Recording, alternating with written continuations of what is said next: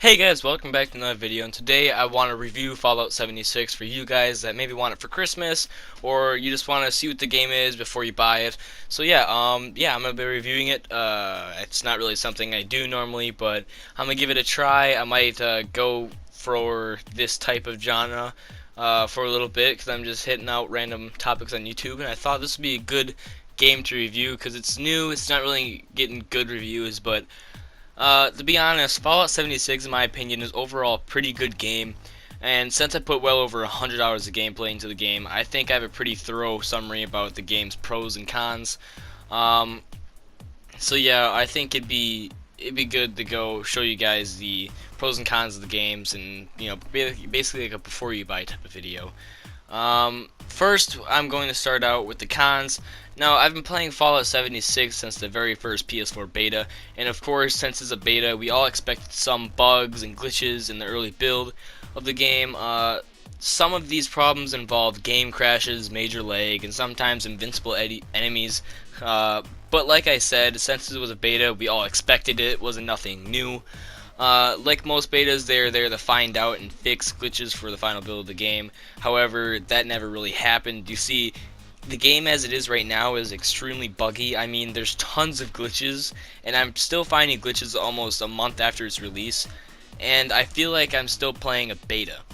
Another con about the game is that the fact that the servers are not ready to play on. Like one time, me and my team were about to launch a nuke, and we did everything. We took 4 hours to prepare. We were awesome. We were doing great, and we got to the final part where you swipe the card, put in the code, name a target, and the game crashed. The server crashed on us, and it was sad. Like, I wanted to cry, because it was midnight. I was about to be done with this game, and it crashed. It was made me really mad because we spent 4 hours on this, and it just felt like we all did it for nothing because the servers crashed. And that's not the first time or the only time it did it either, because this stuff happens all the time in 76.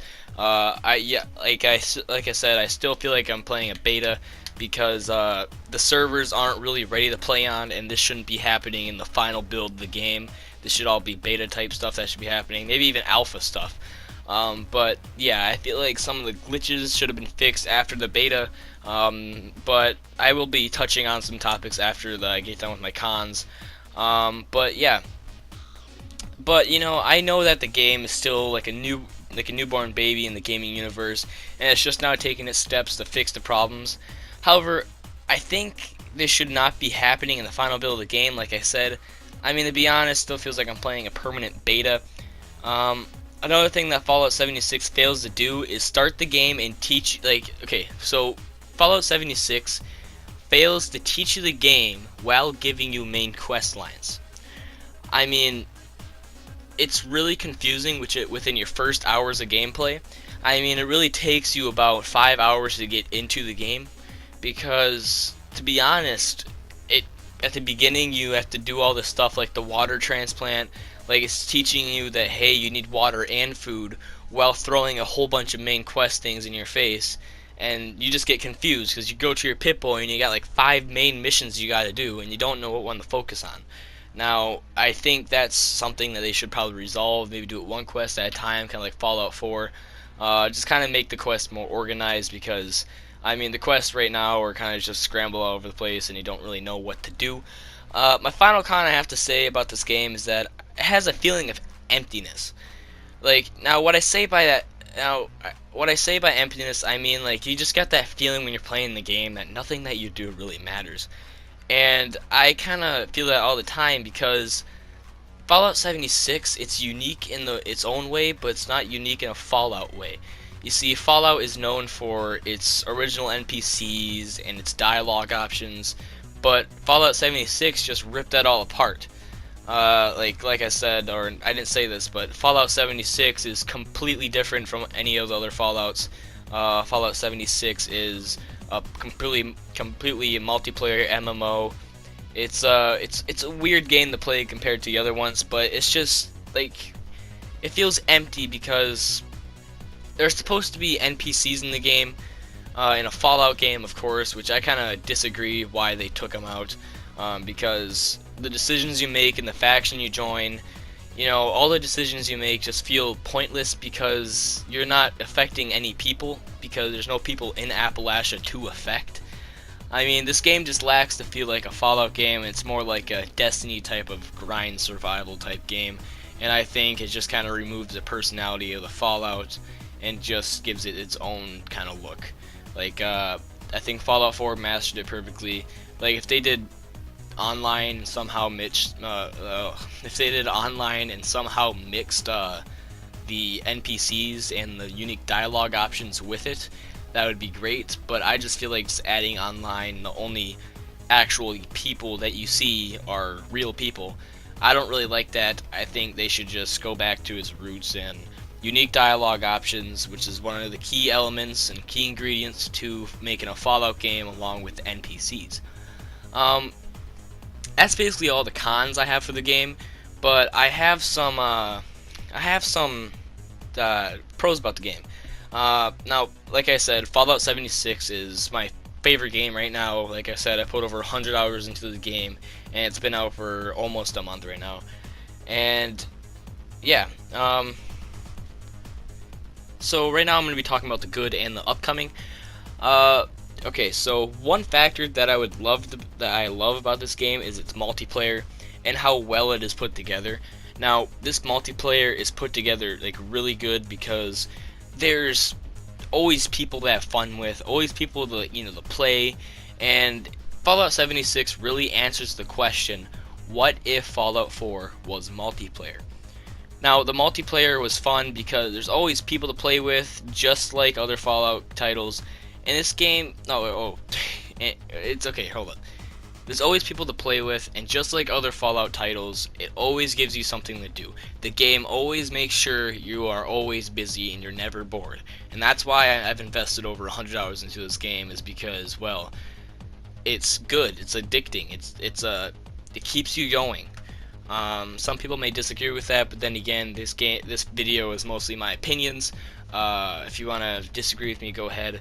But yeah, I think this game is good at keeping you busy and just giving you stuff to do, and just not keeping, and making sure you're not bored. Also, if you have a good team, like the team I have in the bottom left, you can see this is when I was early into the game, like level 30 something. I'm level 70 something now, but this is early into the game. But I stuck with these people for a while. I have way more friends in the game right now. I have over like 10 people I play with daily on this game, and we just mess around, have fun. And whenever you have people on the game, and Fallout when it's multiplayer is actually really fun.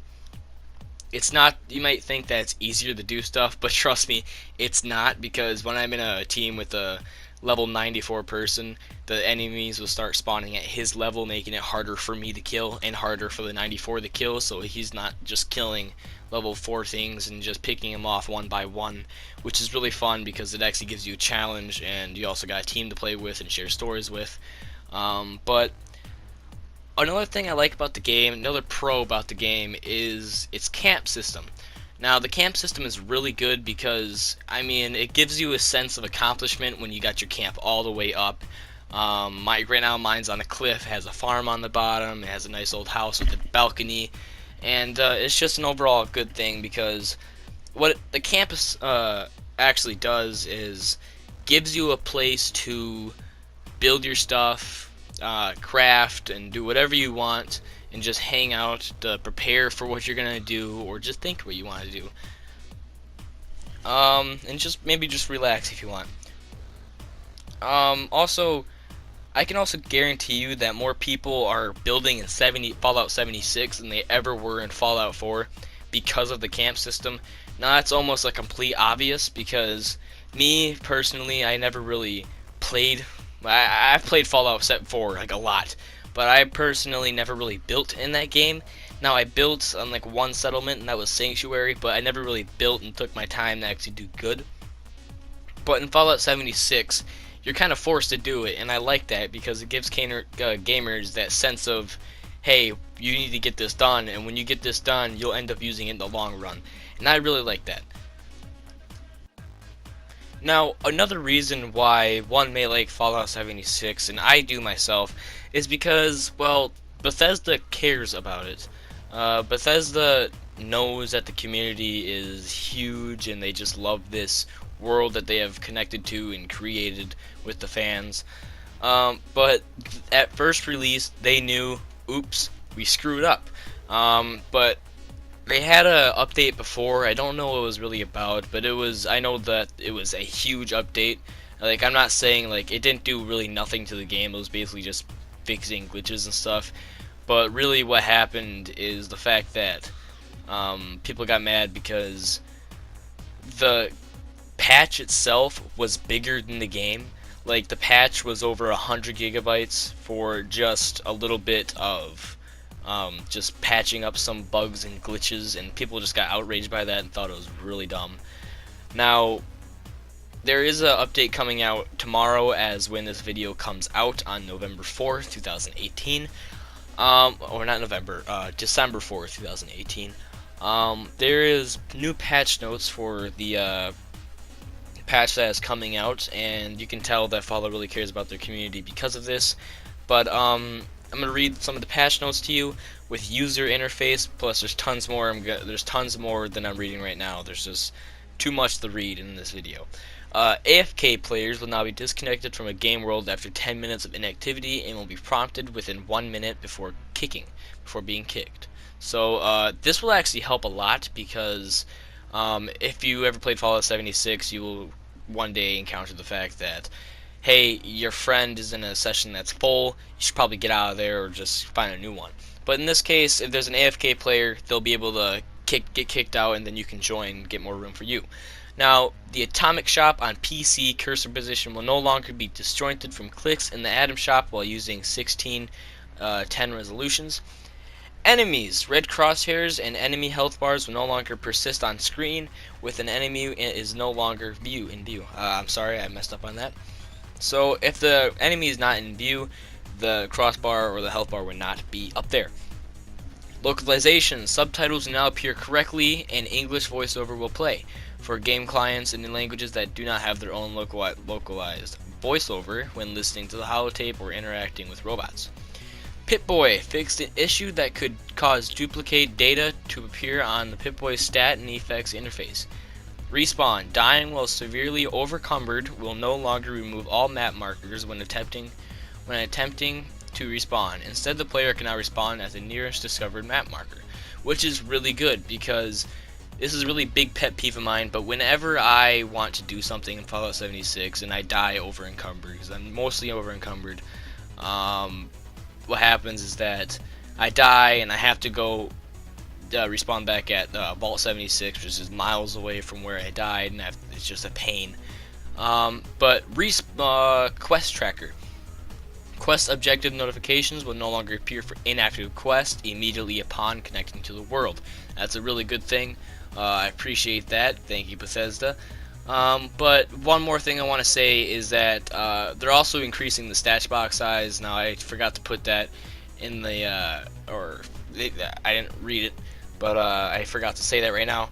But they're going to increase the stat box size from 400 to 600, which is going to be really good because now players can now store more junk in there, and apparently, not apparently, but hopefully will get less encumbered from this situation that they got. So yeah, that's my opinion on Fallout 76 and basically a before you buy and a review of the game. Hope you guys enjoyed. If you want me to review more games, go ahead and comment and subscribe or like, whatever you want to do. But yeah, thank you guys so much for watching this thank you guys so much for watching this video. Have a great day, weekend, month, whenever you watch a video.